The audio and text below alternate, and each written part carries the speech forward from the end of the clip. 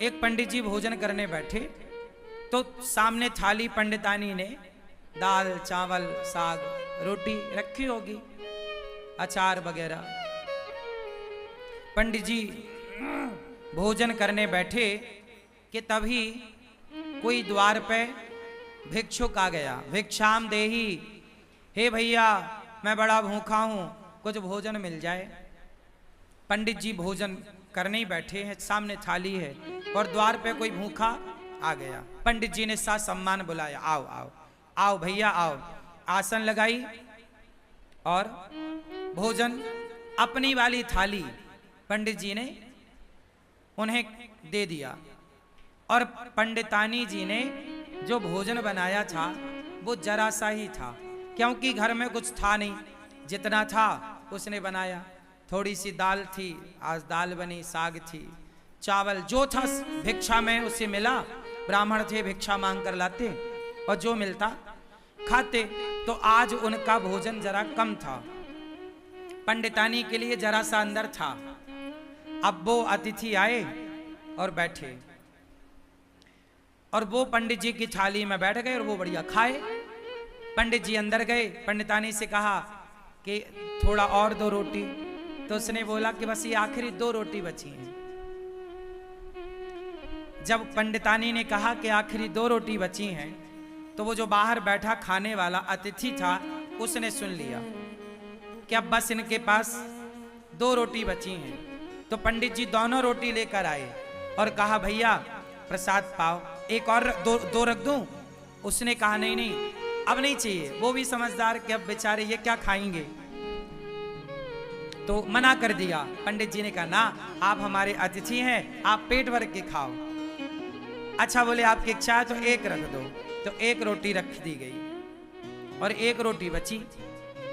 अब वो अतिथि तो बढ़िया दाल चावल सब्जी रोटी खाकर 5 रोटी खाकर खुश था। पंडित जी की थाली में पंडितानी जी ने 4 रोटी रखी थी फर्स्ट में, 5 रोटी एक और मिल गई। 5 रोटी खा के उसका बढ़िया पेट भर गया, वो चला गया। अब दोनों पंडित पंडितानी बचे तो पूरे बर्तन लाके बाहर रखे और थाली लगाई 2। अब 2 थाली लगी हैं, पीछे की बची हुई जरा सी साग। अब आप जानते हैं दाल बची तो क्या बची होगी, जरा कटोरी आधी कटोरी। अब उसमें दोनों लोगों ने थाली अपनी पंडित पंडितानी ने तैयार करी और रोटी थी 1। तो आधी रोटी पंडित जी ने रखा, आधी रोटी पंडितानी जी ने रखी। और चावल जरा सा रहा होगा तो थोड़ा सा चावल आधा आधा उन्होंने रखा और उन्होंने प्रसाद पाया। अब ये सोचो कि आधी रोटी में क्या पेट भरता है। दिन भर से आदमी कुछ नहीं खाया, शाम को भी कुछ नहीं मिलना, एक ही बार खाना है और नाश्ता भी कुछ नहीं हुआ, आधी रोटी मिली।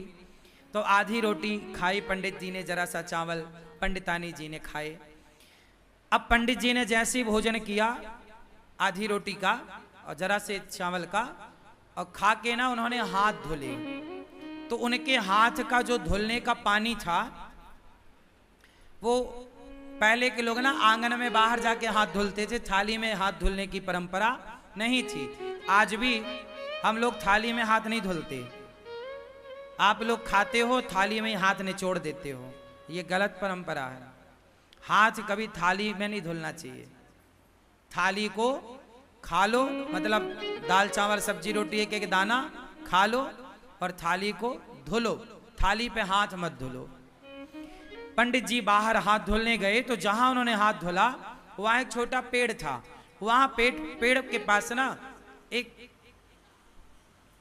नेवला था। क्या था? नेवला। सांप और नेवले की लड़ाई होती है ना, तो नेवला जीतता है, वो नेवला था। तो नेवला के पूंछ की तरफ पंडित जी के हाथ का धुलने का पानी गिरा और वो नेवले की पूंछ गीली हो गई। आधा पीछे का हिस्सा, पूंछ का हिस्सा गीला हुआ और जैसे ही पूंछ पे पानी गिरा उसके पूंछ का रंग सोने जैसा हो गया, सुनहरा। नेवले ने पूंछ देखी, पंडित जी से बात करी, पंडित जी आपने पानी डाला तो मेरा देखो ये रंग सुनहरा हो गया, सोने जैसा, मेरी पूंछ सोने जैसी हो गई। आप एक काम करो, मेरे पूरे शरीर में पानी डाल दो, मैं सुंदर हो जाऊंगा।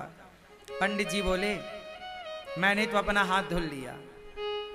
नेवले ने कहा महाराज ये बताओ कि आपके पानी डालने से मेरा ये शरीर का रंग कैसे बदल गया, सुनहरा हो गया, सोने के कलर का। अब मुझे पूरा शरीर सोने का करना है, पूरा शरीर सोने की तरह चमके मेरा। आधा हो गया मेरा, आधा बताओ कैसे होगा।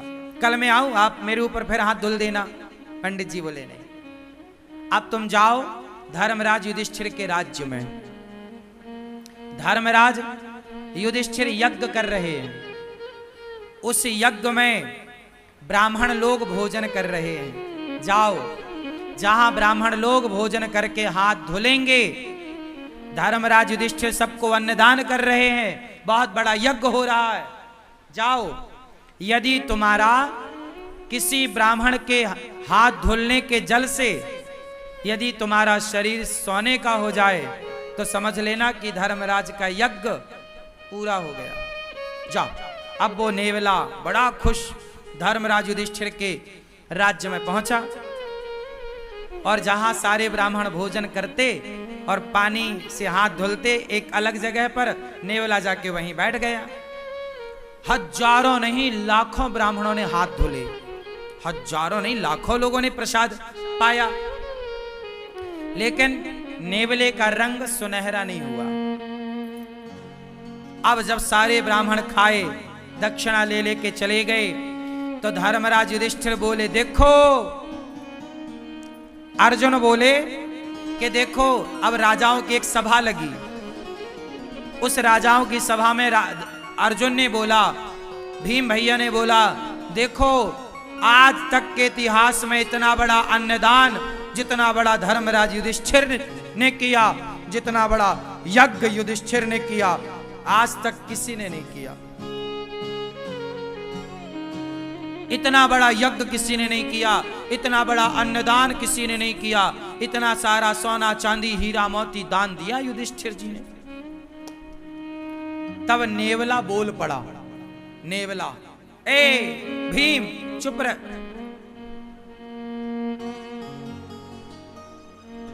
नेवला बोला, भीम भैया चुप रहो, कोई यज्ञ व्यज्ञ नहीं हुआ यहां। यज्ञ तो एक ब्राह्मण के घर में हुआ था।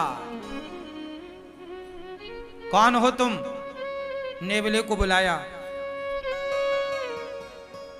भीम भैया ने पूछा तुम कौन हो? नेवले ने कहा भैया मैं तो नेवला हूं। तो तुम्हारा ये शरीर सुनहरे का कैसे है, सोने का रंग सुनहरा कैसा? नेवला ऐसा तो नहीं होता, तुम्हारे ये बाल सोने जैसे चमक रहे हैं कैसे?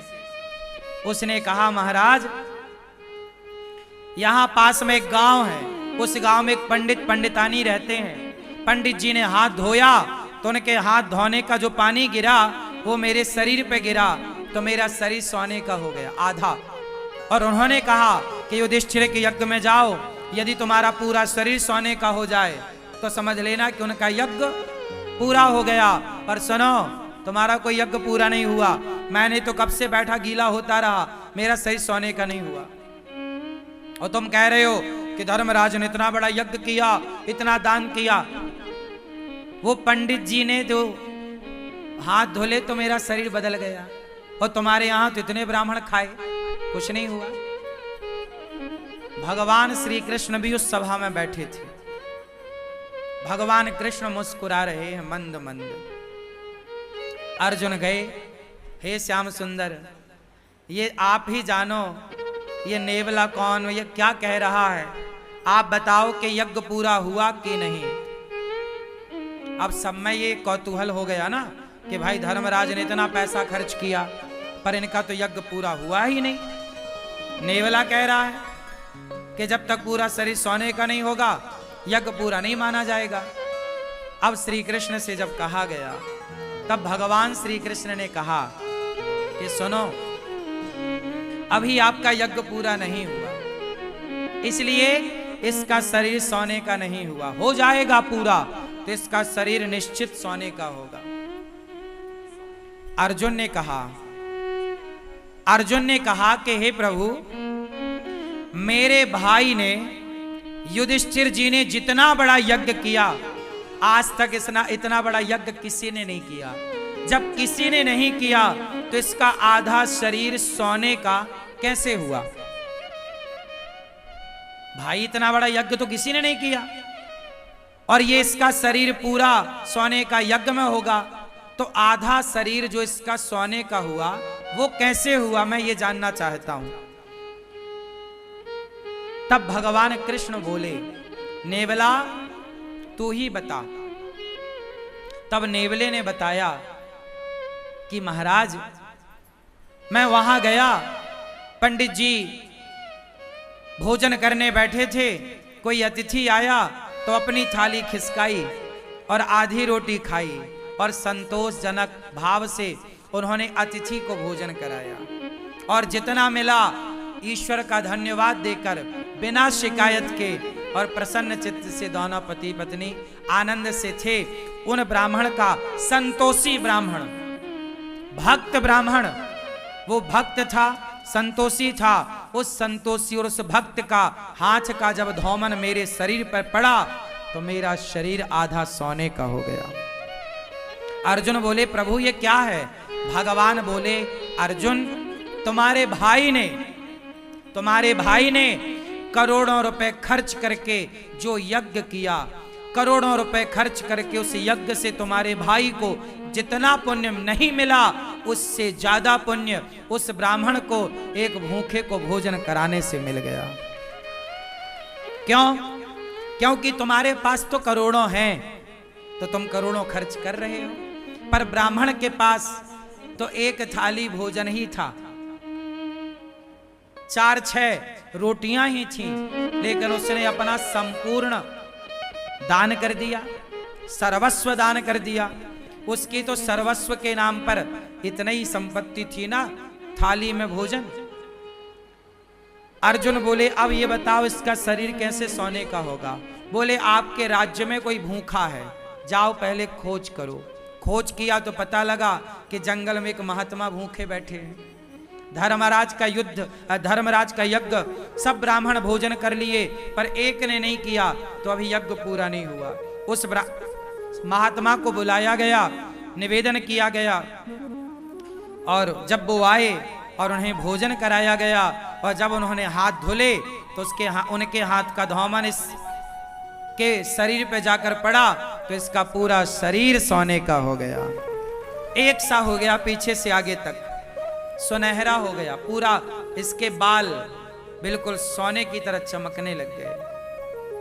घंटा बंधा था, टन टन टन टन करके बजने लग गया। युधिष्ठिर, आपका यज्ञ संपन्न हुआ। यज्ञ कब पूरा हुआ? जब भोजन कराया। कोई भी यज्ञ कर लो साहब, जब तक अन्नदान नहीं करोगे वो यज्ञ पूरा नहीं होगा। इसलिए सबसे बड़ा यज्ञ अन्नदान ही है। आप और किसी यज्ञ में उलझो मत, आप सीधा किसी भूखे को भोजन करा दो, वही सबसे बड़ा यज्ञ है। इसलिए गौरी गोपाल आश्रम में रोज यज्ञ होता है। कौन सा यज्ञ? सेवा का यज्ञ। सवेरे 8 बजते ही संतों की टोली आ जाती है, कीर्तन करने लग जाती है। रोज गोविंद हरे गोपाल हरे, रोज कीर्तन होता है गौरी गोपाल में संतों के द्वारा, और उन्हें भरपेट आप लोग दान करते हो, उन्हें आप भोजन कराते हो अपनी ओर से। आप लोग जो एक दिन का गौरी गोपाल अन्न क्षेत्र बांटते हो संतों को, तो जितने संत भोजन करते हैं आपके द्वारा, एक एक संत एक एक यज्ञ का फल आपको दे करके जाते हैं। इसलिए गौरी गोपाल आश्रम में जो संत भोजन करते हैं वो किसी यज्ञ से कम नहीं है। तो आप भी अपनी बेटी के नाम से, बेटे के नाम से अन्नदान जरूर करिए। और आप भी गौरी गोपाल आश्रम की ये संतों की सेवा के लिए जो अन्न क्षेत्र अखंड निःशुल्क संतों को रोज अन्नदान होता है गौरी गोपाल में, आप भी अन्नदान करिए और आप भी इस अन्नदान की सेवा से जुड़िए। कोई भी कार्य, इसलिए कहता हूं मरने के पहले गौदान, भागवत और अन्नदान, मरने के पहले ये 3 काम कर लेना, फिर बिंदास आराम से मरना, केवल मरने को रह जाए आखिरी में। मरने के टाइम आदमी कुछ कर नहीं पाता, जीते जी कर लो अच्छे काम, मरने के टाइम कोई ध्यान नहीं रहता। सही है। उस जीवात्मा के नाम से, किसी व्यक्ति के नाम से कोई पुण्य का कार्य हो, आप अपनी माता के नाम से, पिता के नाम से, बच्चों की लंबी आयु के लिए आप अन्नदान करो। गौरी गोपाल आश्रम में अखंड रसोई चलती है, कोई भी आओ सबको पेट भर भोजन। यहाँ रोज हजारों लोग भोजन करते हैं। एक एक व्यक्ति के तृप्त होने से एक एक यज्ञ का फल प्राप्त होता है।